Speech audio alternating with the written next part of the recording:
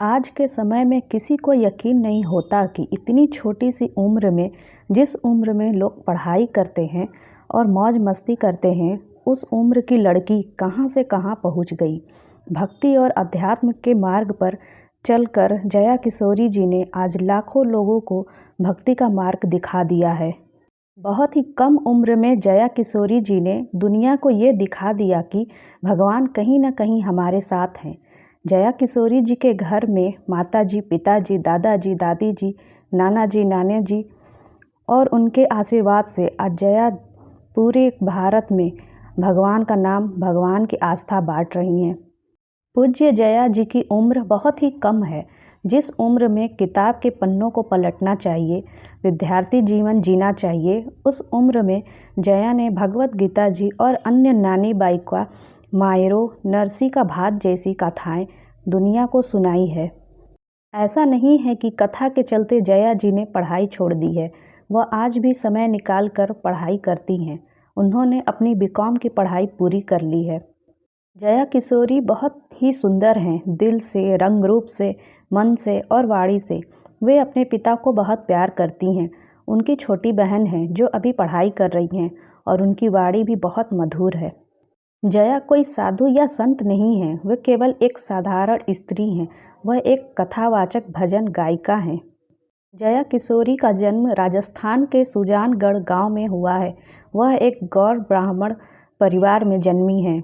जन्म के उपरांत ही बताया गया था कि उनका जन्म चंद्रवंश में हुआ है, जो कि बहुत ही किस्मत वालों को ऐसा अवसर प्राप्त होता है। जया ने कोलकाता के school Mahadevi Birla world academy से स्कूली पढ़ाई पूरी की है। जया किशोरी के घर में शुरू से ही भक्ति का माहौल रहा है। जब वो केवल 6 साल की थीं, तब से भगवान कृष्ण के लिए जन्माष्टमी पर विशेष पूजा करती थीं और 6 साल की उम्र में ही भगवान के प्रति उनका लगाव इतना था कि वे तभी से श्री कृष्ण जी को अपना भाई, बंधु, मित्र सब कुछ मानने लगी।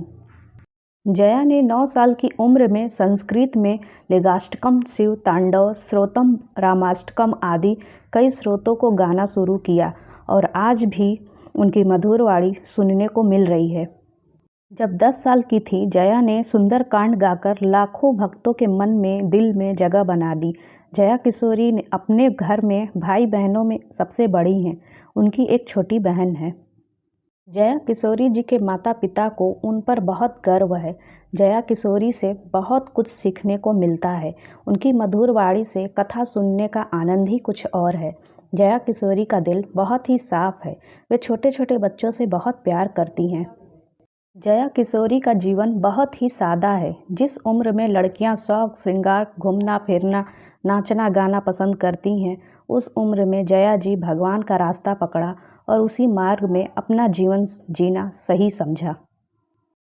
जया के चेहरे पर जो चमक है वह साफ बताती है कि वह किसी देवी का रूप है। इसलिए कुछ लोग उन्हें देवी, पूज्य जया, साध्वी कहते हैं। देवी तक तो ठीक है, मगर वे कोई साध्वी नहीं हैं। वे बस एक आम साधारण लड़की हैं। जया किशोरी जी को सादा रहना, सादे कपड़े पहनने पसंद हैं। जया किशोरी जी को खाटू श्याम जी में बहुत बड़ा विश्वास है, जिसकी वजह से वह हर साल राजस्थान में खाटू श्याम जी के मंदिर पूरे परिवार के साथ जरूर जाती हैं। जया किशोरी जी जब भी खाटू श्याम जी जाती हैं तो पंचायती धर्मशाला में रहती हैं और 2-3 दिन जब तक रहती हैं तब तक हर शाम भजन, गीत गात आदि से भक्त का माहौल बनती हैं। जया बचपन में क्लासिकल नृत्य श्री कृष्ण जी के लिए किया करती थी। उनके परिवार की परवरिश के कारण उनका रुझान भगवान श्री कृष्ण की तरफ हुआ और श्री कृष्ण जी की कृपा से आज जया किशोरी जी को पूरी दुनिया में कथावाचक के नाम से जाना जाता है।